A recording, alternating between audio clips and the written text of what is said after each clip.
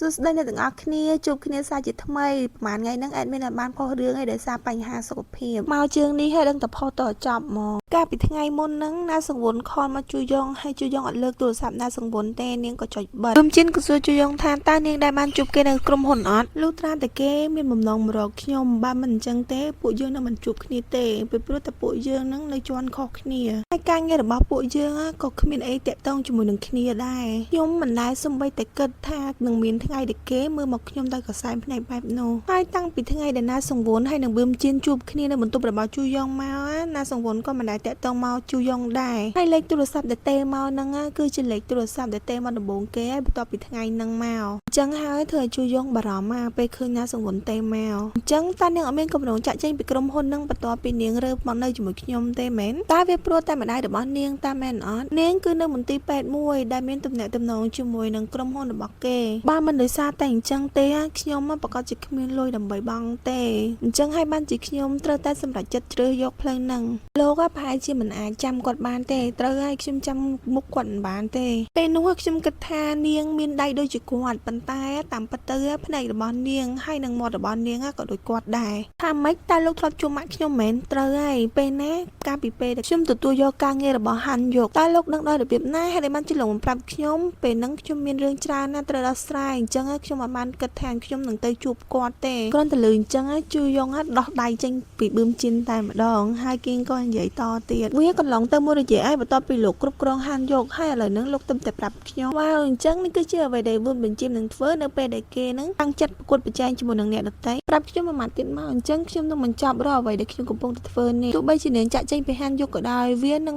ងមិនមានរឿងអ្វីកើតឡើងទេដរាបណាម្ដាយរបស់នាងនៅក្នុងមន្ទីរពេទ្យនោះលោកពិតជាដឹងរឿងហ្នឹងមែនតើលោកកំពុងចង់និយាយថាលោកនឹងឲ្យខ្ញុំខ្ចីលុយរបស់លោកមែនទេប៉ុន្តែតើនាងត្រូវការលុយមែនអត់ទេខ្ញុំពិតជាត្រូវការលុយប៉ុន្តែវាមិនមែនជាលុយដែលបានមកពីលោកទេតើនេះជាស្អីទៅតើលោកដឹងអត់ថាមន្ទីរពេទ្យហ្នឹងមានថ្លៃប្រមាណក្នុងមួយខែតើលោកបានព្រមព្រៀងអីខ្លះជាមួយនឹងគេដើម្បីបានទូនីតិនេះទុកម៉ាក់របស់ខ្ញុំនៅមន្ទីរពេទ្យនោះបន្ទាប់ពីខ្ញុំចេញពីក្រុមហ៊ុននោះហើយវាមិនមែនមានន័យអញ្ចឹងទេតែវាក៏ស្តៀងនឹងដែរហេតុអីបានជាលោកមិនប្រាប់ខ្ញុំឲ្យត្រង់មកខ្ញុំដឹងហើយវុនបញ្ជីមលោកបានលាក់បាំងរឿងខ្លះជាមួយនឹងខ្ញុំបើសិនជានាងគិតថាខ្ញុំបានលាក់បាំងរឿងជាមួយនឹងនាងខ្ញុំក៏មិនដឹងនិយាយថាម៉េចដែរប៉ុន្តែបើសិនជានាងគិតថាវ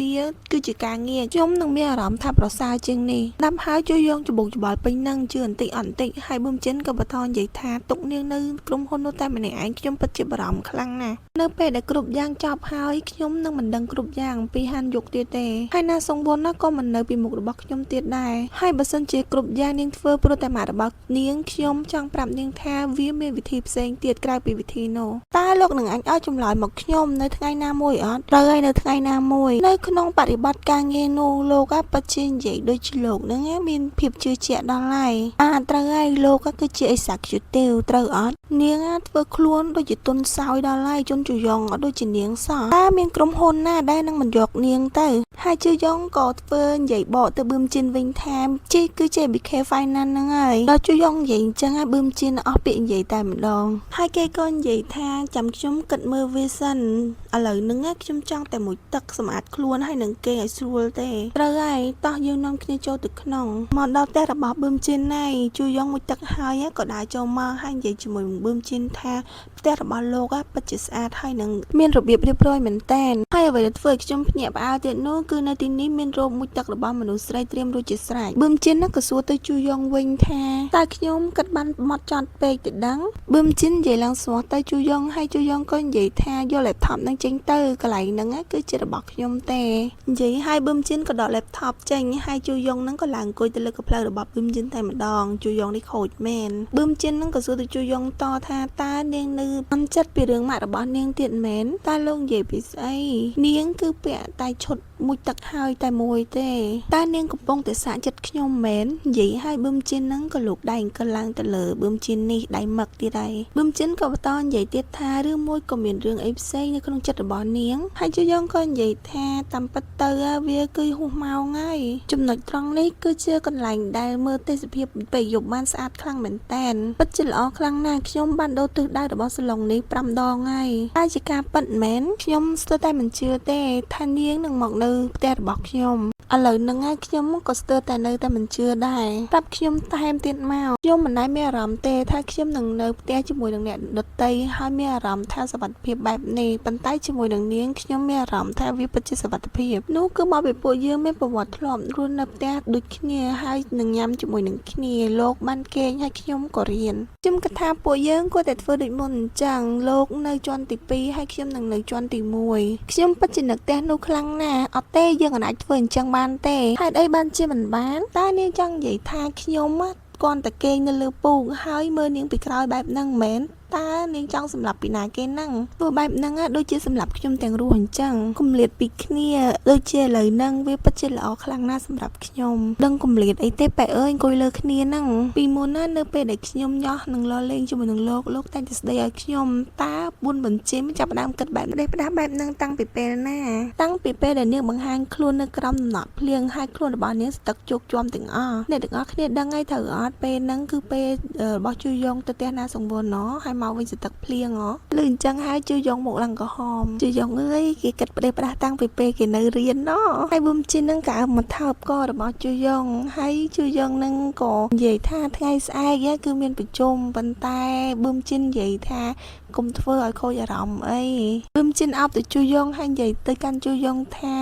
យើងនៅជាមួយនឹងគ្នាទៅជន់ជយងចាប់ពីពេលនេះទៅហើយខ្ញុំសង្ឃឹមថានាងនឹងមានអារម្មណ៍ថាមិនស្រួលក្នុងចិត្តទេពេលដែលមិនមានខ្ញុំនៅក្បែរនាងហើយខ្ញុំក៏សង្ឃឹមថានាងនឹងគិតថានៅជាមួយនឹងខ្ញុំគឺល្អជាងយើងរស់នៅម្នាក់ឯងដូចជាខ្ញុំនៅពេលនេះអញ្ចឹងប៊ឹមជីនអើយប៊ឹមជីនអីក៏ស្វីតខ្លាំងម្ល៉េះមិនបានជាស្ដាប់ទៅដូចជាពាក្យស្នើសុំរៀបការអញ្ចឹងនាងស្ដាប់វាមិនច្រឡំទេខ្ញុំទៅតែបានឈិនជើងចូលផ្ទះរបស់លោកជាលើកដំបូងទេហើយឥឡូវលោកបបួលខ្ញុំរៀបការខ្ញុំបានប្រាប់នាងហើយថានៅពេលដែលយើងចាប់ផ្ដើមយើងនឹងមិនអាចបញ្ឈប់វាបានទេនិយាយឲ្យស្មោះត្រង់ទៅលទ្ធផលទាំងនេះគឺខ្ញុំបានសម្រេចរួចហើយនៅពេលដែលខ្ញុំឈានជើងចូលផ្ទះរបស់នាងដំបូងម្ល៉េះខ្ញុំគិតថាលោកនឹងមិនចាប់អារម្មណ៍ជាមួយនឹងរឿងរៀបការអីអញ្ចឹងទេខ្ញុំមិនចាប់អារម្មណ៍គឺដោយសារតែខ្ញុំនឹងមិនចង់ហើយខ្ញុំក៏មិនដែលមានកម្រងចង់ឲ្យមាននរណាម្នាក់មកនៅក្បែរខ្លួនខ្ញុំដែរហើយចុះឥឡូវខ្ញុំគឺចង់រស់នៅក្បែរខ្លួនរបស់នាងតើលោកនឹងធ្វើយ៉ាងម៉េចទៅបើសិនជាខ្ញុំនិយាយថាខ្ញុំមិនចង់នោះពន្យាពេលរៀបការក៏វាមិនអីដែរវាគ្រាន់តែជាกระดาษតែប៉ុណ្ណោះរស់នៅទីនេះជាមួយនឹងខ្ញុំ